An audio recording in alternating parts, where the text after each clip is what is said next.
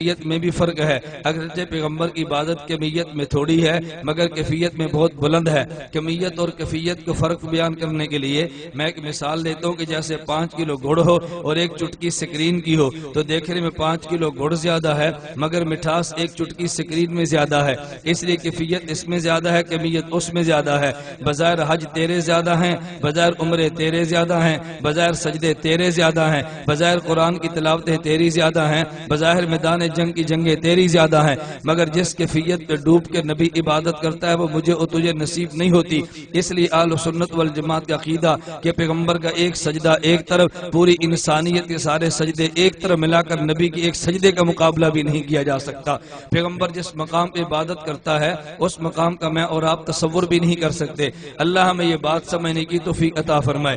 اہل سنت والجماعت کا عقیدہ پیغمبر کریم ہے، پیغمبر کی شان کرم کی برکت سے اللہ نے امت پہ انعام یہ کیا، عمر تھوڑی دی ہے۔ عمر تھوڑی کا نتیجہ کیا نکلا کہ جب انسان کو عمر تھوڑی دی، فقی ابو اللہ سمرقندی رحمت اللہ علیہ تنبیہ الغافلین میں طویل حدیث نقل کرتے ہیں، حضرت محدث امام ابو نعیم دلائل النبوہ میں لمبی حدیث نقل کرتے ہیں کہ حضرت موسیٰ نے جب اللہ سے دعا مانگی تھی، یا رب انی اجر فی الالواح امتن، اللہ میں نے تورات کی تختیوں میں امت کا تذکرہ پڑھا ہے، وہ امت مجھے عطا کر دے۔ اس میں 10 مضامین بیان کیے، ان میں ایک مضمون حضرت موسیٰ نے یہ چھیڑا کہ یا اللہ یہ امت آخر میں آئے گی، اگر ان میں سے کوئی ایک انسان گناہ کا ارادہ کرے گا، اذا ہم احدم بالسیئہ لم یکتب، اس کے گناہ کو لکھا نہیں جائے گا، واذا عمل، جب وہ گناہ کر لے گا تو اس کے نام اعمال میں ایک گناہ لکھ دیا جائے گا۔ اللہ لیکن وہ امت جب ایک نیکی کا ارادہ کرے گی اس کے نام اعمال میں نیکیوں کی لکھ دیا جائے گا، اگر نیکی ایک کرے گی تو 10 سے لے کر 7 تو نیکیاں لکھے جائیں گی۔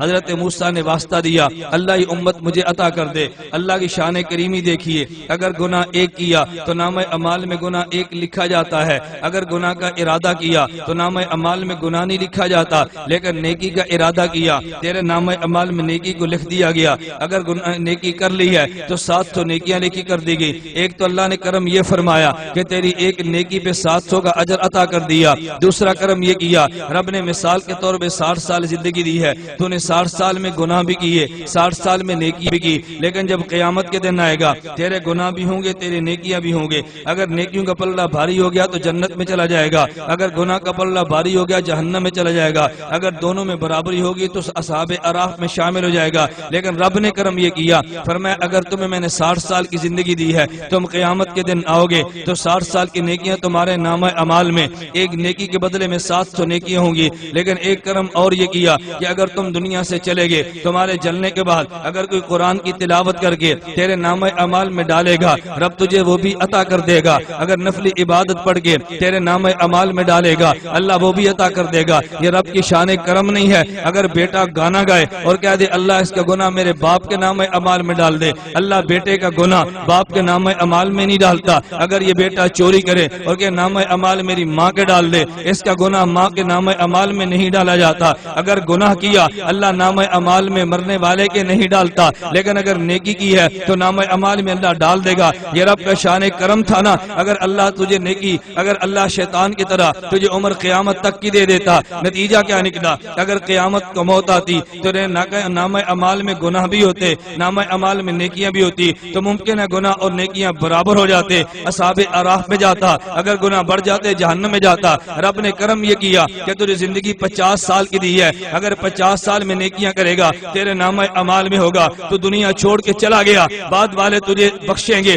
اللہ تیرے نامہ اعمال میں قربانی لکھ دے گا، اللہ تیرے نامہ اعمال میں صدقہ لکھ دے گا، رب تیرے نامہ اعمال میں تلاوت لکھ دے گا، تیرے نامہ اعمال میں نوافل لکھ دے گا، قیامت تک نفل پڑھے جاتے رہیں گے، تیرے نامہ اعمال میں لکھے جائیں گے، نفل ادا کرتے چلے جائیں گے، نامہ اعمال میں لکھے چلے جائیں گے۔ نتیجہ یہ نکلے گا کہ جب قیامت کو پیغمبر کو امتی کھڑا ہوگا، 50 سال کا ثواب بھی ہوگا اور قیامت تک کا اصال ثواب بھی ہوگا، گناہ کم ہوں گے نیکیاں زیادہ ہوں گی۔ بتا تیرے جہنم کے جانے کے پیغمبر نے دروازے بند نہیں کر دیے؟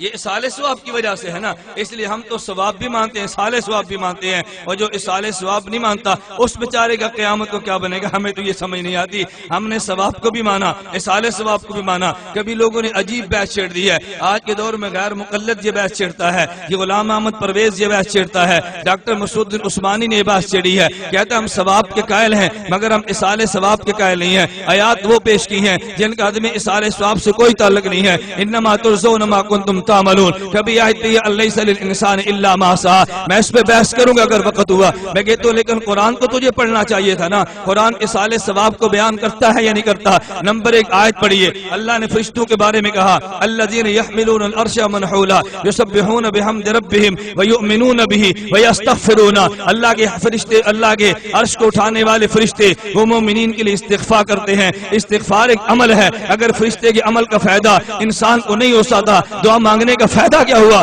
ممکن ہے تو کہہ دے یہ تو فرشتوں کا عمل تھا۔ چلیے اللہ قرآن میں حضرت نوح کا تذکرہ کرتا ہے، حضرت نوح دعا مانگتے ہیں رب اغفر لی، اللہ مجھے بھی معاف کر دے، والدین کو بھی معاف کر دے، وَلِمَنْ دَخَلَ بَيْتِيَ مُؤْمِنًا، اللہ جو میرے گھر میں ایمان والا آیا اللہ اس کو بھی معاف کر دے۔ یہ مغفرت حضرت نوح کا دعا عمل تھا نا، اگر فائدہ نہیں ہوتا تھا نوح امت کے لیے دعا مانگتا کیوں ہے؟ ممکن ہے تو یہ بات کہہ دے ارے یہ تو نوح کی بات ہے، ہم نے کلمہ محمد رسول اللہ کا پڑھا ہے۔ چلیے قرآن کھول لے، اللہ قرآن میں کہتے ہیں فاعف عنہم واستغفر لہم، میرے پیغمبر صحابہ کے لیے اب مجھ سے معافی کی دعائیں مانگے۔ اگر یہ دعا کا عمل نافع نہیں تھا اللہ پیغمبر کو حکم کیوں دیتا ہے؟ رب قرآن میں اعلان کرتا ہے وَلَوْ أَنَّهُمْ إِذْ ظَلَمُوا أَنفُسَهُمْ جَاءُوكَ فَاسْتَغْفَرُوا اللَّهَ وَاسْتَغْفَرَ لَهُمُ الرَّسُولُ لَوَجَدُوا اللَّهَ تَوَّابًا رَحِيمًا۔ اگر اللہ کا پیغمبر معافی مانگے اللہ ان کو معاف کر دیتا ہے، تو معافی مانگنا پیغمبر کا عمل تھا نا، امت کا عمل تو نہیں تھا، لیکن امت کے کھاتے میں رب نے ڈال دیا تو ممکن آپ کہہ دو یہ تو نبی کا عمل تھا۔ ارے عام انسان کی بات کرو، میں کہتا ہوں اللہ قرآن میں کہتا ہے ربنا اغفر لنا، اللہ ربنا اغفر لی ولوالدی وللمؤمنین یوم یقوم الحساب، اللہ قیامت تک آنے والے انسان کو معاف کر دے۔ اگر تیری معافی، یہ تیرے مغفرت کی دعا معافی اگر یہ نافع نہیں تھا رب نے تجھے حکم کیوں دیا؟ ممکن آپ کہہ دیں ارے یہ تو بات والوں کے لیے تھا، لیکن جو پہلے گزر چکے ان کے لیے بھی تو آیت پیش کرنی چاہیے۔ اللہ قرآن میں کہتے ہیں لوگوں اللہ نے ایمان والوں کی صفت کا تذکرہ کرتے ہوئے رب نے قرآن میں کہا اہل ایمان کا خاصہ یہ ہے جب یہ اللہ سے دعائیں مانگتے ہیں تو رب کو یہ بھی کہتے ہیں اللہ تو ان کو بھی معاف کر دے الذین سبقونا بالایمان، جو ہم سے پہلے گزر چکے۔ معلوم ہوا اگر میت کے لیے دعا مانگے تب بھی نافع ہے، اگر بعد میں آنے والے کی دعا مانگے تب بھی نافع ہے، اگر زندہ کے لیے مانگے تب بھی نافع ہے، اگر تم مردہ کے لیے مانگے تب بھی نافع ہے۔ میں اس سے بڑی بات کہتا ہوں جب میت کے تم جنازہ پڑھتے ہو تو جنازے پہ دعا نہیں مانگتے اللہم اغفر لحینا، اللہم اغفر لے اللہم اغفر لحینا ومیتنا، اگر تیرے جنازے کا تیرے عمل کا میت کو فائدہ نہیں تھا تو نے دعا کیوں مانگی ہے؟ فائدہ تھا تو دعا مانگی ہے نا۔ جو جنازے کا قائل ہے وہ دعا کے نافع ہونے کا قائل ہوگا،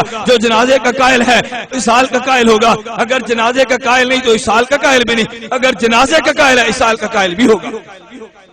یا ضمن ایک بات آگے میں عرض کر دوں، کبھی مماتی نماز جنازہ کو لے کر ایک اشکال پیدا کرتا ہے۔ مماتیت کے پاس دلائل نہیں ہے، یہ کان کھول کر سن لو، میں ہر جگہ پہ کہتا ہوں کہ مماتیت کے پاس دلائل نہیں ہے۔ مماتی شوشے تو پیدا کرتا ہے، مماتی وسوسے تو پیدا کرتا ہے، مماتی خناس کی طرح تمہارے کان میں وسوسے تو ڈالے گا، مگر مماتی مستقل دلیل کوئی نہیں رکھتا۔ اگر تمہیں یقین نہ ہے کبھی لاہور میں میدان سجا تو تمہیں یقین آئے گا، مماتی کے پاس دلائل نہیں ہے وہ شبہ اور وسوسے پیدا کرے گا۔ میں کراچی گیا، تخصص کا طالب علم تھا نیو ٹون کا، میرے پاس آیا مناظرے کے سبق کے بعد مجھے کہتا ہے حضرت ہم سماع موتا کے قائل ہیں۔ میں نے کہا تم قائل ہو یا نہیں؟ ہم تو سماع موتا کے قائل ہیں۔ کہتا ہے سماع موتا پر کوئی حدیث بھی ہے؟ میں نے کہا ہمیں حدیث کی ضرورت ہی نہیں ہے، ہمیں سماع موتا حدیث کی ضرورت نہیں۔ کہتا جی کیوں؟ میں نے کہا دلیل تو مدعی کے ذمہ ہوتی ہے، ہم تو مدعی نہیں ہے، مدعی تو تم ہو۔ کہتا جی وہ کیسے؟ میں نے کہا مدعی کہتے کسے ہیں؟ مدعی اسے کہتے ہیں جو خلاف اصل کا دعویٰ کرے وہ مدعی ہوتا ہے، اصل کے مطابق بات کرے اس کو تو دلیل کی حاجت نہیں ہوتی۔ آپ کہیں گے جی وہ کون سا؟ مثال کے طور پہ یہ مدرسہ ہے، دارالعلوم ہے، دنیا جانتی ہے محتمم کون ہے، دنیا جانتی ہے متولی کون ہے۔ اب اگر بیان کے بعد میں بیٹھ جاؤں ڈیرا لگا کر یہ مدرسہ میرا ہے تو لوگ کہیں گے بھائی تو دلیل لے، تیرا کیسے ہے؟ اشتہار پر محتمم تو فلاں کا نام لکھا تھا، چندہ تو فلاں مانگتا رہا، فلاں یہ کام کئی سال سے کر رہا تھا، تو نے دعویٰ کیسے کر دیا؟ تو جو خلاف اصل کا دعویٰ کرے دلیل وہ پیش کرتا ہے نا۔ میں نے اس ماماتی سے کہا، میں نے کہا میں تم سے ایک سوال کرتا ہوں، کیا تم میت کے لیے عذاب قبر کے قائل ہو؟ کہتا جی ہم قائل ہیں۔ میں نے کہا عذاب کا معنی کیا ہے؟ تم ذہن نشین کر لو، مماتی جب کہنا میں عذاب قبر کا قائل ہوں، تم اس سے سوال کرنا تم عذاب و ثواب میت کے قائل ہو؟ کہتا جی میں قائل ہوں۔ اس سے پوچھو عذاب کا معنی کیا ہے؟ اب یہ لالا چپ ہوگا، تجھے عذاب کا معنی نہیں بتائے گا، اگر عذاب کا معنی بتائے گا تو پھنس جائے گا، عذاب کا معنی نہیں بتائے گا۔ جیسے مماتیت سے مناظرہ ہونا تو تم بات کرو گے تو مماتی کہتا ہے جی موت کا معنی یہ ہے، اس سے پوچھو پھر حیات کا معنی کیا ہے؟ مماتی موت کا معنی کرے گا، مماتی حیات کا معنی نہیں کرے گا۔ حیات کا معنی کرتے مماتی کو موت آتی ہے، اس لیے وہ موت کا معنی کرتے ہیں مگر حیات کا معنی نہیں کرے گا۔ تمہیں یقین نہیں آئے گا کبھی آزما